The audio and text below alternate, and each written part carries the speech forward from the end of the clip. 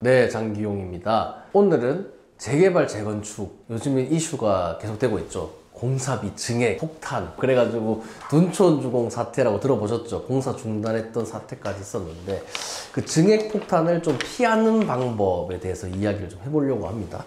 이런 이야기는 아무데도 안 해줘요. 왜냐면 다 건설사 편이기 때문에.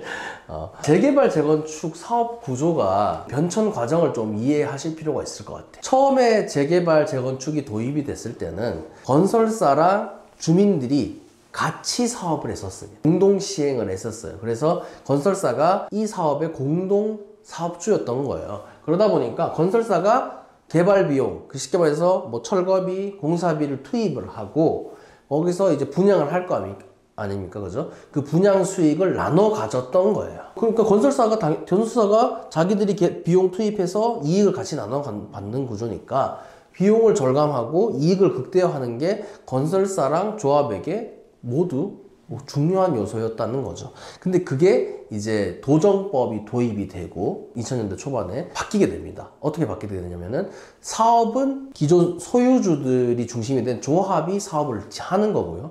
건설사는 도급이라고 해서 그냥 공사를 쉽게 말해서 일감을 수주해서 공사를 하는 역할로만 남아라 라고 바뀌었던 거예요. 그래서 표면상으로는 조합이 시행사 역할을 하는 걸로 구조가 바뀌었습니다. 근데 문제가 이게 실제 현장과는 너무 괴리가 있는 구조 변화였다는 거예요. 재개발, 재건축 사업 하면은 요즘에는 거의 조 단위의 돈이 들어가죠. 예전에도 몇천억 단위의 돈이 들어가는데 그 자금을 어디서 조달하죠? 조합원들이 원래 내야 되겠죠. 그게 분담금이죠. 그럼 사실은 재개발, 재건축 사업합니다 하면은 여러분 분담금 내세요 해서 돈 거둔 다음에 그 돈으로 사업하고 이익 남으면 나눠주는, 그렇게 돼야 되겠죠. 먼저 돈 내고 이익 발생한 걸 나눠주고 이렇게 해야 되는 건데, 공동시행 때는 건설사가 먼저 선투입을 하고 나중에 이익 발생하면은 이익 나눠주고 비용 발생하면 비용 나눠내세요 했던 거예요. 쉽게 말해서 분담금도 제일 마지막에 정산하고 이익도 마지막에 정산했던 겁니다. 근데 이게 구조가 바뀌었다고 해가지고 주민들한테 야, 구조 바뀌었으니까 돈 내세요 하면 주민들이 낼까요, 안 낼까요? 뭔 소리야, 돈 마지막에 내는 거 아니야? 그러다 보니까 실질적으로는 도급 구조로 바뀌었지만 여전히 건설사가 뽑히고 나면 건설사가 자금을 조달을 주선해줘서 건설사가 자금을 끌어오는 역할을 여전히 하고 있다는 겁니다. 그러니까 구조는 도급 구조인데 실제적으로는 건설사가 여전히 공동시행자 역할을 하고 있는 거죠. 특히 자금 조달 측면에서. 그러다 보니까 법적 구조와 현실 사이에서 괴리가 발생하다 보니까 재개발, 재건축에서 계속 문제가 발생하고 있다는 겁니다. 조합이 주도를 하는 구조로 바뀌었지만 건설사의 영향력과 역할이 여전히 지배적이기 때문에 건설사가 하자는 대로 따라갈 수밖에 없는 그런 상황이 됐다는 겁니다. 이해가 되셨죠? 자금 조달 구조를 다시 한 번 더 보겠습니다. 원래는 조합에서 자금을 조달해야 되겠죠. 분담금이나 대출을 받든 해야 되는데 일단은 분담금은 후불로 내는 게 너무 관행처럼 굳어져 버렸어요. 지금 그거 바꿀 수가 없습니다. 왜냐하면 중간에 파는 사람도 있고요. 중간에 조합원이 조금 팔잖아. 그죠? 집주인이 바뀌는 경우도 있고, 그러다 보니까 사업 후반부에 낸다는 게 너무 당연시 돼 있어요. 이걸 바꾸기가 쉽지 않습니다. 거기다가 원래는 PF라는 PF 대출을 통해서 이 사업을 진행을 하거든요. PF 대출이라는 거는 이 프로젝트에 대한 가능성, 사업성을 보고 투자를 하는 거란 말이에요. 근데 외국에는 PF 조달을 할 때 이 사업성 평가를 좀 더 높게 보는데 우리나라는 신용을 되게 봅니다. 이 사람이 부채 상환 능력이 있나 없나. 그러다 보니까 사실은 땅을 담보로 하는 담보대출, 그 다음에 신용을 통해서 하는 신용대출 형태의 대출로 우리는 자금을 조달을 하고 있다. 우리나라 PF는 담보대출과 신용대출의 교묘한 결합이다, 사실상. 근데 조합은 주민들이 급격히 모여서 만든 하나의 신생법인이잖아요. 신용도가 높을 수가 없겠죠. 누구 신용을 필요로 하죠? 그때 건설사 등장하는 겁니다. 건설사들이 우리나라는 다 대기업이죠. 대기업 계열사죠. 그러니까 신용도가 높으니까 건설사가 자금 조달에 신용 보강을 해주는 형태인 겁니다. 그게 책준 확양 내지는 지급 보증 이런 것들 말 들어보셨을 거예요. 지급 보증은 뭐냐면은 내가 얘가 못 갚으면은 대신 갚아줄게. 연대 보증 들어보셨죠? 내가 연대 보증 쓸게. 그게 지급 보증이고요. 책임 준공 확약이라는 거는 제가 책임지고 여기를 건물 다 지어질 때까지 공사를 지을 테니까 저를 믿고 돈을 빌려주세요 하고 중간에 중재를 해주는 겁니다. 여튼 두 가지 다 건설사가 신용을 보강해주는 형태인 거죠. 그러니까 건설사가 자금줄을 딱 잘 쥐고 있는 거죠. 근데 자금줄을 가지고 있는 건설사 입장에서 여기서 물가가 올랐어요. 근데 나 공사비 3천억에 하기로 했어. 근데 물가가 올라가지고 원가가 3천억이 돼버렸어. 그럼 나는 이익도 없이 그냥 일을 해줘야 되는 거잖아요. 이익률이 감소하는데 내가 이거를 이익을 확보하기 어려워졌네? 근데 자금 조달을 내가 하고 있잖아. 내가 굳이 이익도 못 볼 거에서 내 신용까지 내줘가면서 이 사업 왜 해야 되지? 공사비 올려줘. 이렇게 됐다는 겁니다. 기본적인 구조가 이해되셨죠? 거기다가 근데 그렇게 하면은 너무 양아치잖아요. 쟤 양아치인데 이래 되잖아요. 그죠? 그래서 건설사가 교묘하게 여러 가지 시스템을 만들어 놨습니다. 그게 대표적인 게 브랜드입니다. 레미안, 힐스테이트, 아이파크, 자이, 아크로, 이 편한 세상. 여러분 브랜드라는 걸 도입을 하게 되면서 건설사들이 조합에서 만들어 놓은 기본 설계 있으신데 저희 레미안 스타일 원하시죠? 해드리겠습니다. 그거를 대안 설계라고 합니다. 원래 기존에 뭔가 있었는데 대안으로 제시했다는 거겠죠. 그죠? 조합에서 설계사를 설계사무소 뽑아가지고 설계를 해야 되는 게 원칙입니다. 근데 예전에는 특히 막 인허가를 좀 빡빡하게 했어요. 그러다 보니까 조금 창의적이거나 막 이렇게 새로운 시도를 하기보다는 빠른 인허가 통과를 위해서 좀 심의 통과를 하기 위해서 좀 빨리빨리 할 수 있는 설계를 조합에서 추진을 했어요.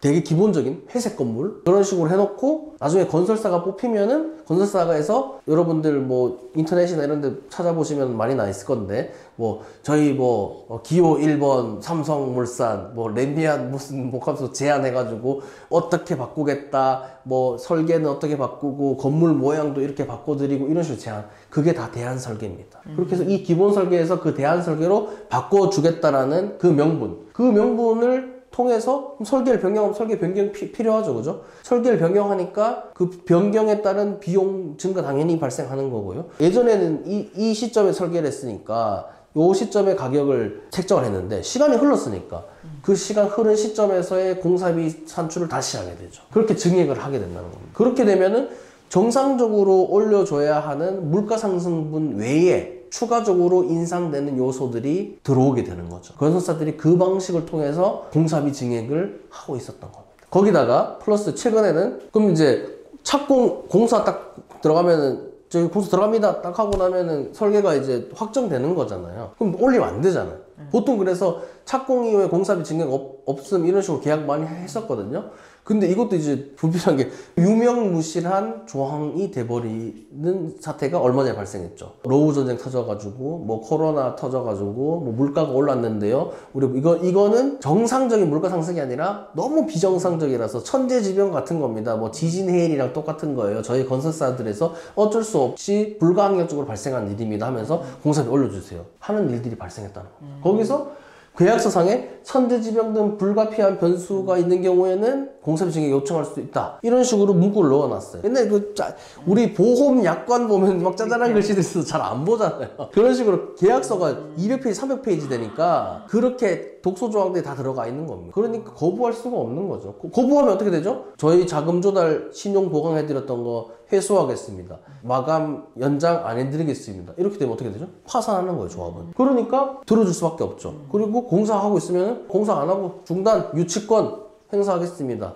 이렇게 해가지고 공사를 못하게 만드는 이런 일까지 벌어졌다는 거죠, 지금 최근에. 자, 그럼 어떻게 해야 될까요? 첫 번째, 그런 독소 조항을 아예 없앨 수는 없겠죠. 거의 대기업들이 없던 놈들인데. 근데 최소화해야 되겠죠. 건축사나 변호사, 도시계획기사 이런 전문가들을 통해서 계약상 내용을 정밀하게 검토를 해야 됩니다. 그냥 삼성 대기업이니까 알아서 잘해주겠지, 현대 대기업이니까 알아서 잘해주겠지 도장 꽝 찍는 순간 나중에 큰 피해가 발생한다는 거죠. 그래서 증액 관련 조항에 대한 면밀한 철저한 분석을 할 필요가 있겠다. 그리고 모호한 표현을 구체화할 필요가 있습니다. 불가피한 변수, 중대한 사유, 중대한 사유에 대한 기준도 없이 중대한 경우에, 뭐 불가피한 경우에 이렇게 해놓으니까 해석하기 나름이 되겠죠. 그거를 구체화할 필요가 있죠. 어떤 경우에 뭐 구체적으로 수치 이런 것들 집어넣어서 구체화할수록 변수가 적어지겠죠. 재밌는 게 우리나라에서는 우리 국민들 뒤통수 치고 있다가 특히 중동 가면 뒤통수 엄청 맞습니다. 중동 사람들이 이런 거 진짜 디테일하게 따지거든요. 이 사람들 계약서에 환장하고 엄청 세밀하게 따지는 애들이기 때문에 수시로 얘들은 딴지 걸고 공문 막 보냅니다. 근데 우리나라 건사들은 그거 나중에 처리해가지고 뭐 해놓으면은 나중에 집합하면 다 져요. 그래서 이런 디테일한 계약서 디테일한 거를 우리도 챙겨갈 필요가 있겠다. 그리고 이거는 뭐 가능할지는 모르겠지만 증액 한도를 명시할 필요가 있겠다. 증액할 때 예전에 여기 삼성동에 무역센터 있잖아요. 트레이드 센터. 그거 공사할 때 급동개발에서 단돈 뭐 100원이었나 1000원이었나 제시를 했어요. 그럼 그 공사비 공사해야 되는 거예요. 원래 같으면. 그죠? 근데 우리나라는 뭐 1000억 100억 안 중요한 거예요. 증액할 때 막봉 튀기 해버려요. 앞에 금액 무슨 소용이 있냐고. 그잖아요. 그렇게 하면 안 되겠다. 최대 얼마치까지만 증액하도록 하자. 이런 식으로 좀 한도를 정해놓을 필요도 있지 않겠나. 그런 생각이 들고요. 그리고 건설사가 그런 식으로 계약 변경이나 뭐 이런 것도 뭐 유치권 행사, 공사 중단 이런 거 할 때 어떤 식으로 제재를 할 수 있다. 이런 내용들도 좀 포함시켜놓으면 좋겠죠. 그러니까 이런 것들을 하려고 그러면은 전문가들의 검토를 반드시 거쳐야 된다는 겁니다. 그냥 덮어놓고 믿으면은 손해를 볼 수가 있다. 두 번째, 아까 건설사들이 뭘 통해 가지고 공사비를 증액한다 했죠? 대안설계라는 걸 통해서 공사비 증액 엄청 한다 했잖아요. 그럼 뭐 하면 되죠? 대안설계 안 하면 되죠. 대안설계를 안 하면 됩니다. 조합에서 하는 원안 설계를 고도화하고 완성도를 높여서 대안설계 필요 없도록 하면 되는 거죠. 말 그대로 너희는 공사만 해라. 너희가 왜 설계를 하냐. 시공사는 시공만 해야 되는 거예요. 시공사가 설계까지 하고 자금 조달까지 하고 하니까 시공사 다 장악을 하는 거거든요. 그러니까 이 설계 우리가 알아서 할게. 우리가 좋은 건축사무소 데리고 와서 할게. 그렇게 하면 되겠죠. 그러기 위해서 현상공모 설계. 현상공모라는 건 뭐냐면은 우린 이런 컨셉으로 짓고 싶은데 설계 한번 참여해볼 사람 해가지고 쉽게 말해서 경쟁해가지고 우리 미술작품 대상 은상 뽑듯이 그렇게 설계를 뽑는 걸 현상공모 설계라 합니다. 그런 거 한번 활용해 볼 만하죠. 그 다음에 VE라고 밸류 엔지니어링이라고 우리나라 빼고 선진국에서는 이미 다 하고 있는 겁니다. 오히려 이 V가 설계만큼 비싸요. 기능은 유지하면서 비용을 절감할 수 있는 방안을 찾아내고 아니면은 비용을 좀 더 들였을 때 확 좋아지게 만드는 방안을 찾아내는 그런 것들 V라고 합니다. 그러면 예를 들어서 5천억 아껴줬어. 그래서 절반인 2천억을 인센티브로 주는 거예요. 그럼 우리는 2천억 냈더라도 2천억 이득을 보는 거죠. 그런 식으로 V라는 시스템을 또 활용할 수가 있죠. 그 다음에 CM, 건설사 말고 전문가를 파견해서 건설 현장을 관리 감독하고 설계대로 제대로 하고 있나 관리 감독을 하는 시스템 도입할 필요가 있죠. 이런 것들을 활용하면은 원한 설계만으로도 충분히 좋은 설계를 할 수 있고 그걸로 통해서 좋은 건축물을 만들어낼 수 있다고 생각을 합니다. 그리고 특히 핵심 자금 조달 구조를 바꿀 필요가 있을 것 같아요. 지금 자금 조달은 건설사에 실용 없으면은 조달이 안 되는 구조예요. 그러니까 당연히 갑이 될 수밖에 없는 겁니다. 근데 이거를 어떻게 해결할 거냐? 당연히 건설사의 의존도를 낮추는 방향을 강구를 해야 되겠죠. 그죠? 건설사가 아니라 다른 데서 예산을 끌어올 수 있는 방안을 도입을 한다라면은 건설사의 횡포로부터 조합원들의 이익을 지킬 수가 있겠다. 일단 첫 번째는 공공과 민간이 합동으로 한 펀드 같은 걸 만들면 좋겠다는 생각을 하고 있습니다. 지금 1기 신도시에서는 지금 시도를 이제 하려고 얼마 전에 설명회를 했죠. 미래도시 펀드라고 그런 비슷한 아이디어인데요.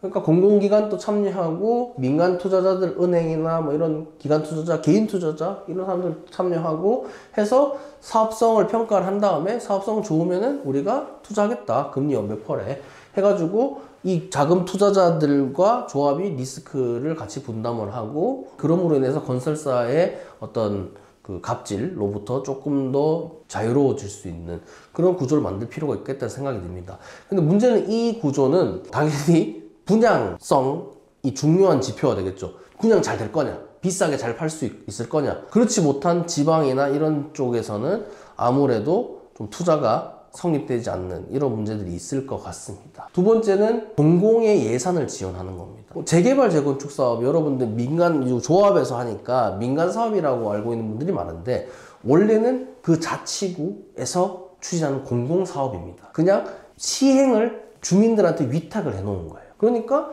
공공 예산을 투입할 법적인 근거도 충분합니다. 그래서 예산을 지원을 하고 대신에 그 지원을 한 반대급부로 공공시설 같은 것들을 받으면 좋을 것 같아요. 지금은 강제로 뺏어가거든요. 영종률 좀 올려줬으니까 강제로 뺏어간다. 약간 근거도 미약하고 옛날에 개발 시대에 이제 고도 성장기에는 통했던 이야기인데 지금 저성장기에는 뭐 너무 지나친 가혹하다는 평가가 많습니다. 근데 공공에서 자금을 지원해주고 이자로 받아가도 되고 이자로 안 받아가고 공공시설물로 받아갈게. 그건 협상할 수 있는 여지가 있죠. 그런 식으로 좀 합리화할 필요가 있겠다는 생각이 듭니다. 이제 공공에서도 너무 강제적으로 그렇게 모든 걸 뺏어가는 것보다는 투입할 거 투입하고 투자할 거 투자하고 거기는 투자 회수의 명목으로 공공기여시설물을 가져갈 필요가 있겠다. 그리고 그런 예산들은 그러면 어떻게 잘 운영할 수 있을까? 예산이 투입되면 뭘 할 수 있냐면은 감사를 할 수 있습니다. 민간에서 하는 감사 말고요. 공공감사를 할 수 있습니다. 그러면은 감사를 하게 되면 어떻게 되죠? 투명성이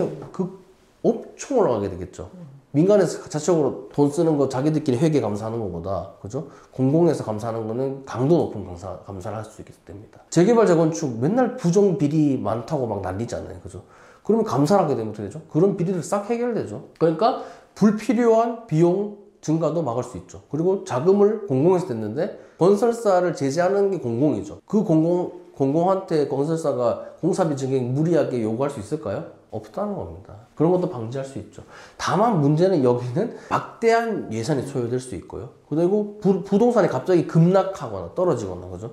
그런 경우에 공공부문에서 손실을 떠안아야 될 수 있는 그런 약점도 있을 것 같습니다. 아직 좀 고민할 여지가 많은 것 같아요. 일단 조금 그러니까 앞으로 해나가야 될 이야기 말고 현실적인 또 이야기로 다시 돌아와가지고 일단은 지금 당장에 건설사가 자금 조달을 하고 있고 대안 설계를 하고 있는 입장이잖아요. 그러면은 어떻게 해야 될까? 건설사들한테 지는 이유가 건설사들은 이미 자기들이 증액할 거 어떻게 증액할지 딱 정해놓고 거기에 대해서 어떤 식으로 근거를 마련해야 될지 너무 철저하게 준비를 한단 말이에요. 근데 거기에 반해서 조합은 그냥 앉아있다가 당하고 나오는 공사 이렇게 올리면 안 되는 거 아니에요? 감정에 호소하다가 지는 그런 식으로 전개가 많이 되고 있거든요. 심지어 이 대안 설계를 하고 있다 보니까 이 설계 중간중간에 비용 산출을 안 해요. 그래서 끝에 비용 다 증액한 걸로 증액 전에 거를 역산해서 만드는 짓거리를 건설사들이 하고 있습니다. 그러려면 거기 방지하려면 어떻게 되죠? 구간마다 공사비를 제대로 산출할 수 있는 노력을 해야 되겠죠. 물론 거기에 대해서 비용 산출 비용이 들겠지만 그런 것들을 충분한 정보를 수집을 해서 근거 자료를 마련해서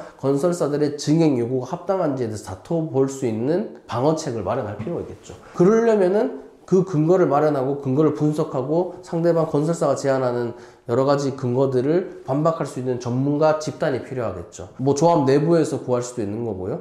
외부에 의뢰를 해도 좋겠죠. 그렇게 해서 전문가들로 구성할 필요가 있겠다.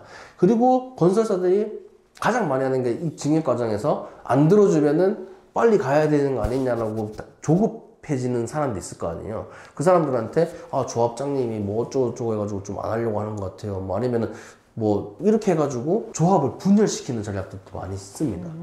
그거를 방지하기 위해서는 조합원들의 의견을 목소리를 모으고 이렇게 맞서야 됩니다. 이렇게 해야 됩니다라는 단합력이 필요하겠죠. 쉽지 않습니다.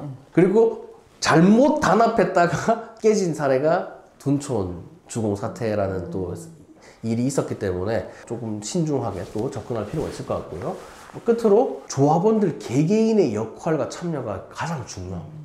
우리 재개발 재건축 사업 해보면은 조합원들이 그냥 단편적인 이야기만 듣거나 아예 관심 없거나 이런 분들이 되게 많아요. 그러니까 휘둘리는 겁니다. 적극적으로 정보를 습득하고 찾아보고 이거 이런 문제 어떻게 해결해야 될까? 이거 어떻게 준비해야 될까? 지금 절차에서는 우리 조합에서 어떻게 하면 좋겠나? 이런 것들을 적극적으로 참여해서 토론하고 의사를 개진할 필요가 있다는 겁니다. 거기 플러스해서 조합의 활동, 건설사의 활동 이런 것들을 조합원 개개인들이 나서서 적극적으로 감시하고 감시해보니 잘하고 있어. 그럼 응원도 해주고 이런 것들이 필요하다는 거죠. 그리고 결정적으로 의사결정 구조에 적극적으로 참여해야 된다. 이게 소수의 의견에 휘둘리는 경우가 너무 많거든. 그러지 말고 충분히 내가 찾아보고 공부해보고 그리고 내 의견을 개진하고 그렇게 해서 결정을 해 나가면은, 그렇게 해서 단합된 조합이면은 건설사도 함부로 하지 못합니다. 왜냐면 나한테 공사금을 주는 건축주잖아요. 근데 건축주가 한 명일 때는 굽신한단 말이에요.